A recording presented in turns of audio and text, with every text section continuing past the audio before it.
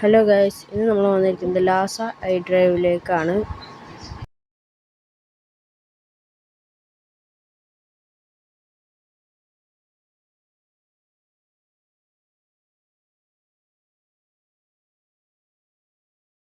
പിന്നീട് ഞങ്ങൾ പോയത് പൂളിലേക്കാണ്. ഇതിനകത്ത് എൻ്റെ ഫാമിലിയുള്ള ഞാനും പൂച്ചകളും മോട്ടും മിലിയും അല്ലാണ്ട് വേറെ ആരില്ല. മൊത്തം ഫണ്ണായിരുന്നു. ഇവിടുത്തെ രണ്ട് അമേസിങ് തിങ്സ് എന്ന് പറഞ്ഞാൽ ഫ്രീ ആയിട്ട് കിട്ടുന്ന ഈ മിറർ മേസും 90 സിനിമയാണ്.